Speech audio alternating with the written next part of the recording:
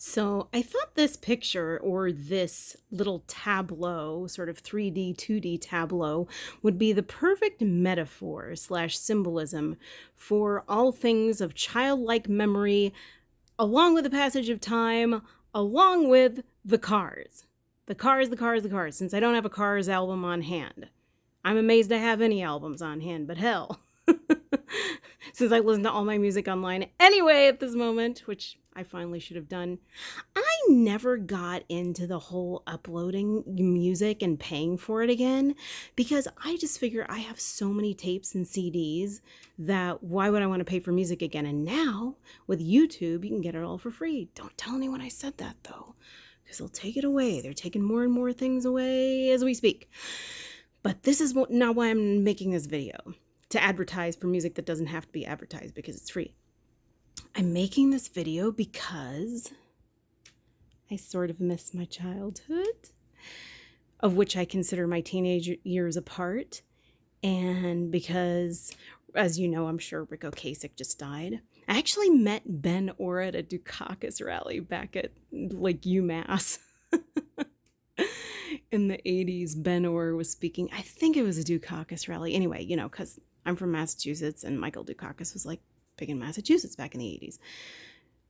But in any case, that's not why I'm making this video. Not about politics, although I'm sure I could talk a great turn about politics. What I'm making this video about is the fact that Rick Ocasek just died of the Cars, and it sort of stirred some memories in me. And it was really crazy because, well, first of all, I don't have a Cars album in here that I can think of. So I'm using this as the visual for this portion of the video. And this, by the way, is a Fleetwood Mac album because I needed the old man and the lines across the face, like tire tracks across the face as he gets older, to symbolize the aging process. I think tire tracks across the face is a term for aging, unless I left that in a parallel reality.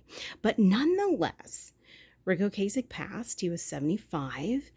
And I had kind of this weird Mandela affected, or what felt like a Mandela affected moment about it today. Because what I ended up doing is posting this picture or this video for the song Heartbeat City. And Heartbeat City and the album Heartbeat City it was like one of the albums I most wore out in high school and junior high. Actually, Heartbeat City, the album itself, came out, my gosh, I think it came out when I was in 8th grade. But I didn't get the album until later. And then pretty much one of the first movies I ever saw on Friday night videos was You Might Think I'm Crazy. I can't remember the lyrics, but anyway, you might think I'm hysterical and crying on the floor. I think I'm remaking those lyrics up unless I'm getting them from a parallel reality.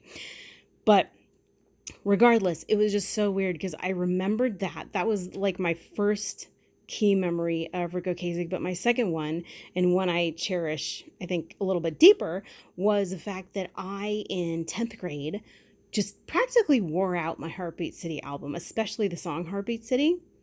And I also really liked Why Can't I Have You as one of their slower songs. So I posted this on Facebook, and one of my friends, who was a high school class ahead of me, and oh my God, the high school class ahead of me was like even more into the Cars than we were. They were really into the Cars and Billy Joel. But anyway, this kid, well, he's not a kid anymore, he's in his 40s, but this guy, who I'll always think of as a kid, was like, you know what's weird? Is I had 2 albums that I bought in quick succession of one another, both of Heartbeat City, and they both had Heartbeat City on the album, but on album number 1, Heartbeat City was listed as Oh Jackie, because that's one of the lyrics, Oh Jackie, and on album 2, the lyrics were listed as Heartbeat City. And of course, my first reaction was Mandela. I mean, I don't know. It could have been a second printing. And I meant to look that up before I made this video, but I've been so distracted today. It's like my energy gets driven this way and that, and it's just crazy. But that was one of the first musical anomalies that was triggered in me. And then I started thinking of others. Okay, so I did my due diligence and just looked it up. And apparently, Heartbeat City was just Jackie, not Oh Jackie, but just Jackie on the cassette release, on the US cassette release. At least according to Wikipedia. But on everything else, it was called Heartbeat City. And that's weird too, because then what was the album called? Was the album called Oh Jackie on the cassette release? And why wouldn't they have a song called Heartbeat City on as the title track of the album? And then why would they call it Heartbeat City? And then why would it be different for the cassette? So that's weird in and of itself. Plus, I went back and I checked what my friend Chris said, and he said that he had 2 copies on vinyl, and that the last song was called Oh Jackie. But then when I looked it up on Wikipedia, I think I might have made a mistake. It was just Jackie, Jacki. So that was really, really weird. Oh my God, doesn't it look like my VW bug is coming out of his hand?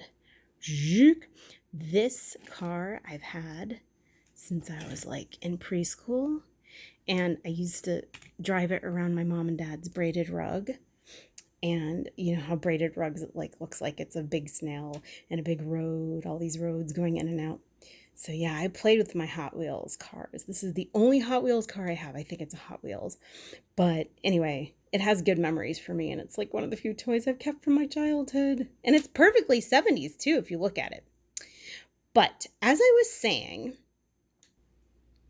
this passing of Ric Ocasek got me thinking of other sort of album anomalies and weird Mandela type things, or just weird alternate reality type things, like things that if they're not, or if they didn't come from another reality, it just may as well should have come from another reality.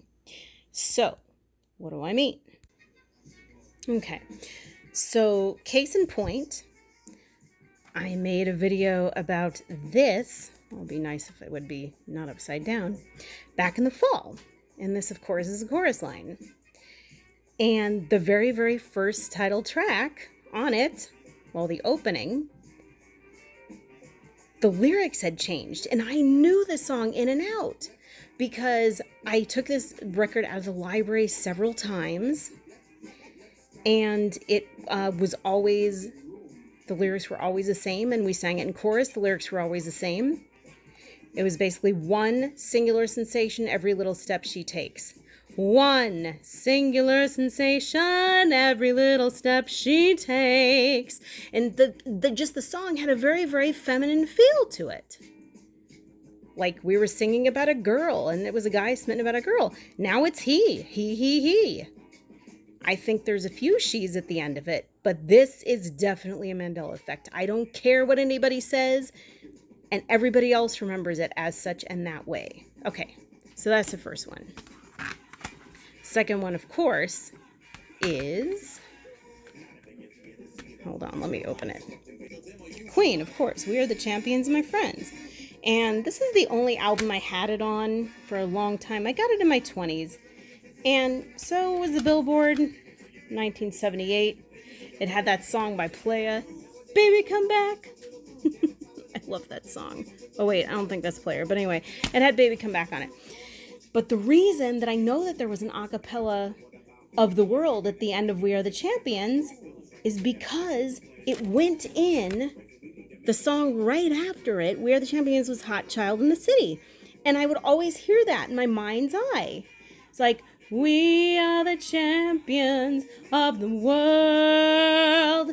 And then you'd hear the opening, the bass line and the drums of Hot Child in the City. And that's always how I heard it in my mind's eye. So that, of course, was another one. I don't really have to go into that too much, and it's probably very, very reiterative. But I think it's so interesting and so anchoring when somebody can tell you exactly why they remember a thing a certain way. So that was that one. Now, this one was a really, really big one for me. What we're listening to in the background is essentially a remix of Nigerian funk star Fela Kuti's greatest hits, with rap infused with rap and varying and sundry other American artists. So Fela Kuti is like the Nigerian, he's like the Nigerian James Brown. That's what they called him. And he was very popular during the 70s. Love the one eye symbolism on the cover, although I'm not going to blame Fela because this is obviously an American recording company. But there was a remix of a song on here that I know. Well, I'll get to that later. There was a remix of a song on here called Africa 70. Africa 70. Africa 70 is nowhere on this CD. It's just crazy. Okay, you can't really see. It's blurry, but trust me on this. You can kind of see it there. Get your own screenshot. It was a song called Africa 70. And I remember an instance where, this is back in 2016, I just kind of bought the album, like January of 2016. And I remember being really stoked because I just talked with this boy that I liked. And I was all happy. So I was like, I need a little Fela. I need a little Africa 70 because it was like the jam, right? And I put it on YouTube while I was waiting for the bus. I'm never going to hear Africa 70 again. And it was such a good song. I mean, talk about music coming into our reality from other places. This is disappearing music. Actually, I think a lot of it, well, I think it's 6 to 1, half dozen of the other. But, of course, with Queen, it was the line of We Are the Champions of the World. With the chorus line, it's a changing of the she to he, so it's a changing of the gender.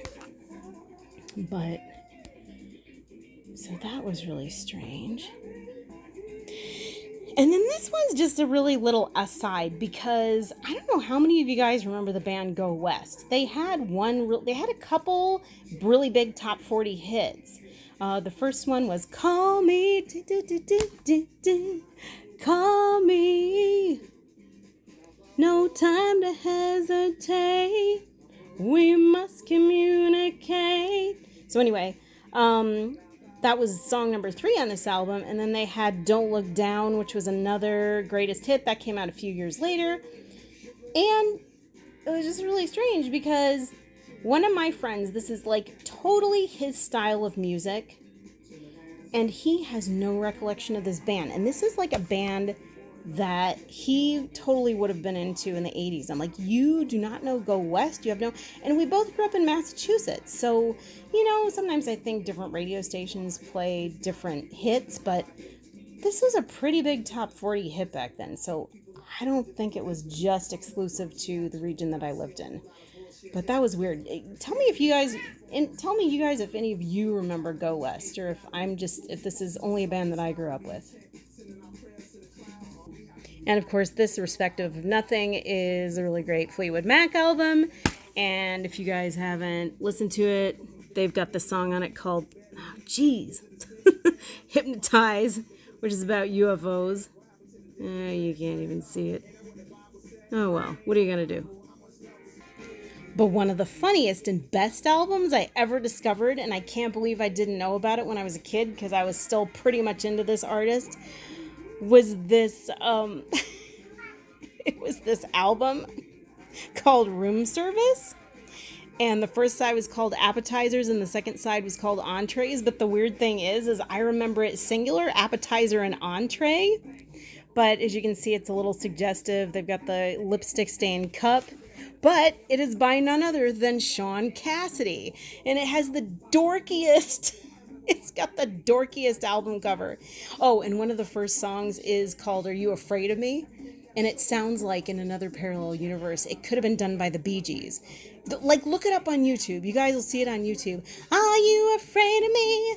Da, da, da, da, da, da, da, da, da. I wish I could remember the lyrics right now. It's just so funny. But, oh my God. It just sounds so much like it could have been the Bee Gees because the guy's all singing falsetto. And then you got Sean looking back over his shoulder at this creepy voyeur person. He's like, hi, hey, my stalker, how you doing?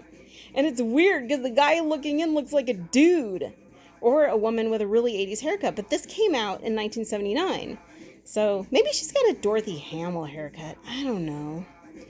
But anyway, This was like really, really hilarious when I first beheld it, and I saw it like for $1 at my record store, and I was like, oh my god, I have to get this, because I got a record player a few years ago, and I was like, oh my god, I have to like get all the cheap records, even the ones I don't remember from my childhood. The only album that I remember from my childhood of Sean Cassidy that came out in the late 70s was the one where he has the fire coming out his fingertips, and I didn't particularly care for that one that much.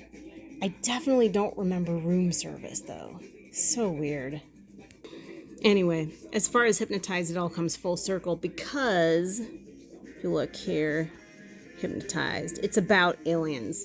Well, you guys probably already know it's about aliens. Half of you probably already know of the Fleetwood Mac album Mystery to Me, and it's about an alien abduction. And when I think of Hypnotized, sometimes I think my best friend said she doesn't necessarily believe in the Mandela effect, but she has been weirded out by some of them, particularly the Ramones. Like, most of you probably know it's not the Ramones anymore, it's just Ramones.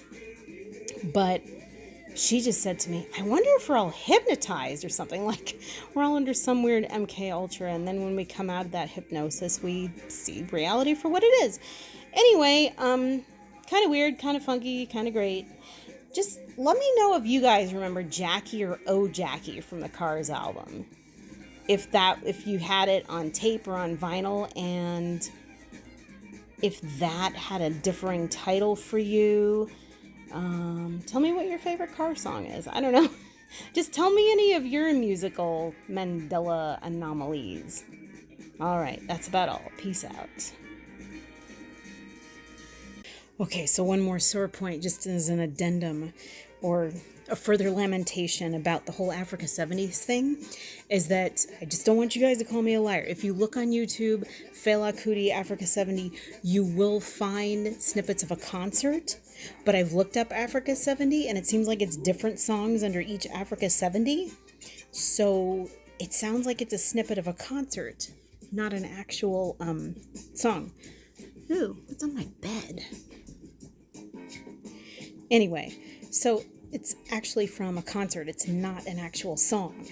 And it certainly doesn't sound like the song I heard on this, and Africa 70 is not on this. It introduced me to the song Africa 70, but it only just snatched it away afterwards. And Oscar's like totally depressed. That's why he has a apoplectic look on his face, and he's hovering over my car as like sort of a metaphor for lost childhood and lost fellahood. Anyway, I just had to make that clear. All right, peace out.